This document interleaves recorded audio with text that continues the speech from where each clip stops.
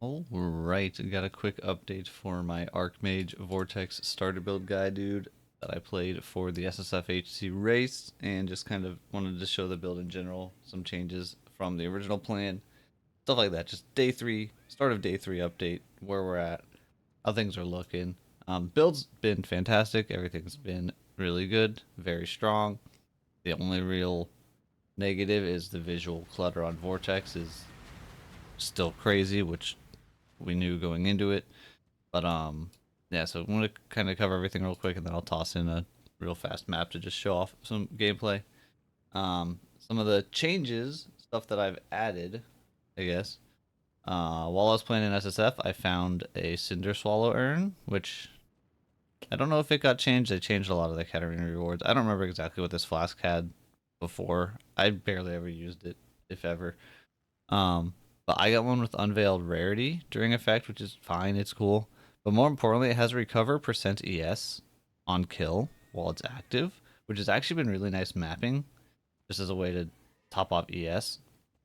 And in addition to that, also I have a 5 link, but I'm not using Inspiration. When the patch notes first hit and everything with Hierophant, we were like, oh no, the mana is going to be worse, blah, blah, blah. The mana is actually like totally fine. Um, and so I don't even have Inspiration. I could have a better damage support here, but I put ES Leech as my 5 link to get some ES Leech because I didn't want to rely on like a flask suffix for it. That's been really nice too. If you just want damage and you don't care about the leech, you can do Arcane Surge. That's going to be the way bigger damage multiplier. And then I also got a Laviangas for a Mana Flask, which is like, I think pretty overkill. Not super necessary, but again, I found one when I was in SSF. So just toss it on. But like this one makes it so, you know, when you have it active, your skills cost nothing. So if I was to really quickly just manually press my Arcane Cloak, and then if I spam, you know, it takes a while to refill, but if I hit the flask, now I stop spending. Like the flask itself gives a decent amount of mana, but more importantly, you stop spending. You top off very, very quickly. So that's been pretty cool for mapping. Like anytime where I'm just like, oh, I need a little bit of mana because like Arcane Cloak just popped and some stuff might be happening. You just hit that and it's free, super free. Um, that's been pretty cool. Pretty cheap both of them. Oh, someone ripped. Nice. Also, one other thing was on my 5 link, I have an extra socket on my chest, right? Because it's not 6 linked, but 6 socketed. Vol Discipline in that socket. Very cool, very good. Just a nice another ES sustain button. Very, very good. I think ultimately super endgame, that would go... I'd make space by dropping Ice Bite from the Frostblink. And I guess I'd probably put the regular Frostblink in here so that both Frostblinks have Archmage. But that would be like super late game Militant Faith setup where you get the keystone that makes it so that you stop generating frenzy charges. Because then we wouldn't need Ice Bite, obviously. But for now, this is working. And also right now, I don't know that I need a 6 link.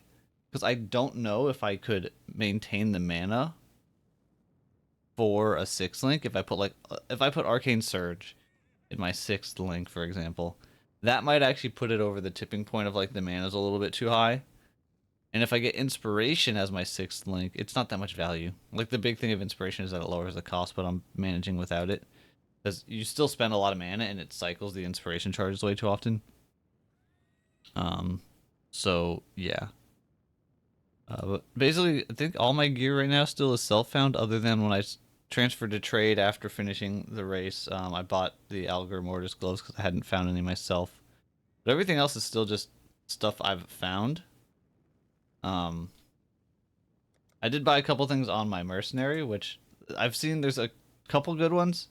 They're both very rippy as far as I can tell, the ones that I would like to hire. There's this Storming Zealot, which has like some lightning-ish spells, and he'll usually have Wrath.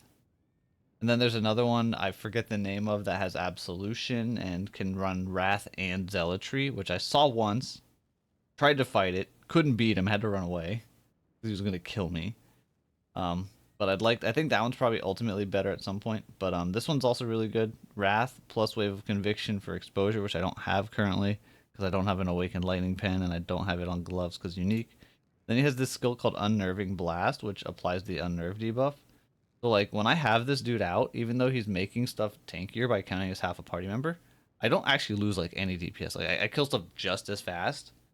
And I got him a Shaper Seed, mana regen. I gave him a +1 curse ring, but I'm not really doing anything with it yet. I think I need like Corrupted Curse on hit gloves or something for that. I gave him a Dying Breath. He can only use staves as far as I could tell. Can't give him any scepters or anything. But this gives a little bit of value. A little bit of curse effect. A little bit of his aura effect. It's not bad. This Euphalbin Trickery Helmet on some bosses is nice. That just spam hits and then suddenly they have like 10 curses on them. That's kind of cool. And then the Calm's Binding Belt. This was actually kind of expensive. There's also the Pyro Shock clasp I could have given him. Because he is doing like, you know, lightning damage there and some fire. I don't know if he's igniting often or shocking, but like maybe he could have used that one instead. Not sure. Yeah, the Merc's been really cool, but they're like super rippy to fight and get them. But yeah, passive tree is basically all the same. I think the only thing I didn't take that I was planning on originally was the recover 10%. 10% chance to recover 10% mana when you use a skill. Because I just haven't felt like I needed it yet, I guess.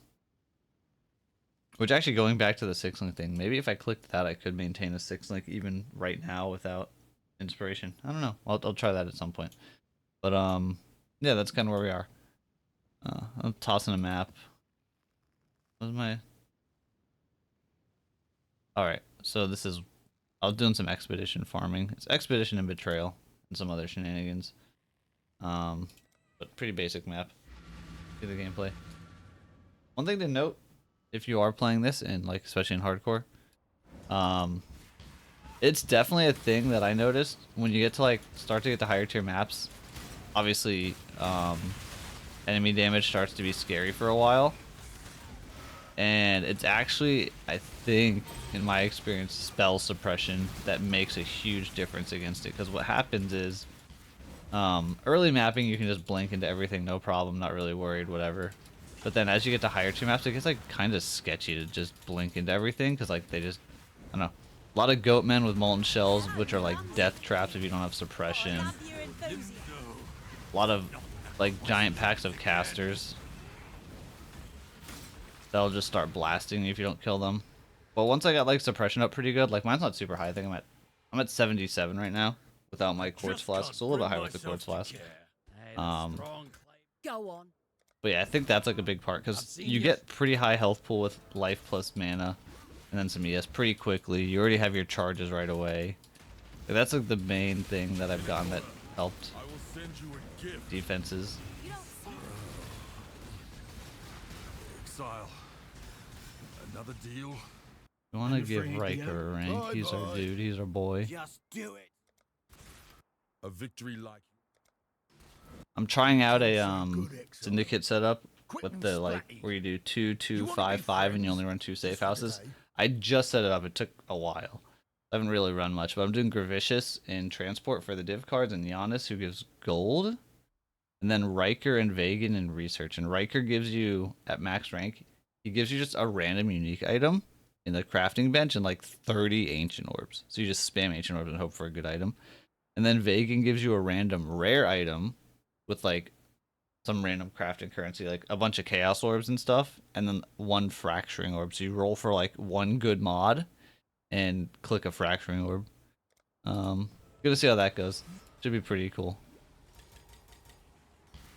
Should be pretty neat. Yeah. So at this point, like where my character's at, we're pretty good. Doing these like really basic T16s, right, where I'm running like blue maps just to not have to spend time rolling them, and can kind of just autopilot tons of maps really quickly. Death's the only option. We need to jail people. Death is a knack. You are truly a They don't call me Gobamoosh for nothing. I've got gossip and the like. know where you're going. I may have it. I expect you will come at us with a new Yeah, strategy. mapping's very safe, it feels like at this point.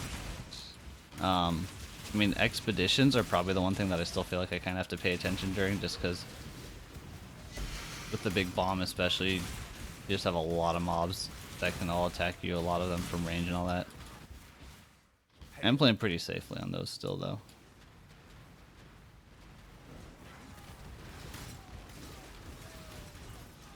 Like, I'm not gonna click the thing that's gonna give them a bunch of extra chaos damage.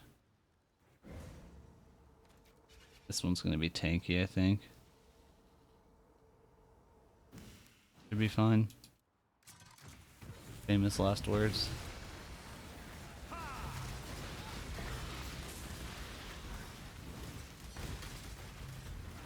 But also, this is like one of the places where something like the Vault Discipline is really good. As soon as that ES starts dipping. But it fills back up, right? I have ES Leech, I have 2% ES on kill when the flask is on. Yeah. Really well mapping, it's like pretty rare that anything even gets past the ES. And even if it does, just pop that Vault Discipline. And you're chilling.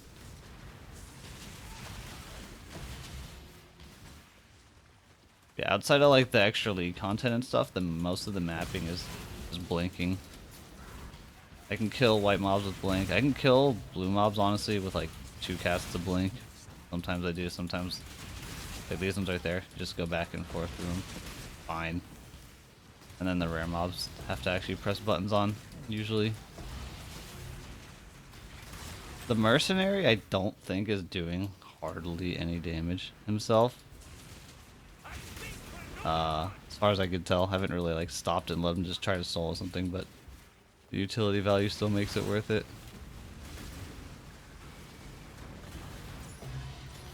And then boom, big DPS map boss is dead. So that's where we're at. Yeah, mostly still kind of adhering to the starter plan. I do have the POB updated as well. I should have mentioned that at the start. Basically POB updated for the gems and stuff, so I just deleted all the custom configs. But yeah, that's the build. It's gone well. It's been doing really, really good.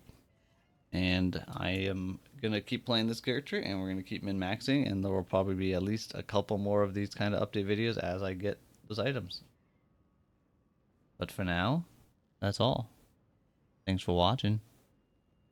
See ya.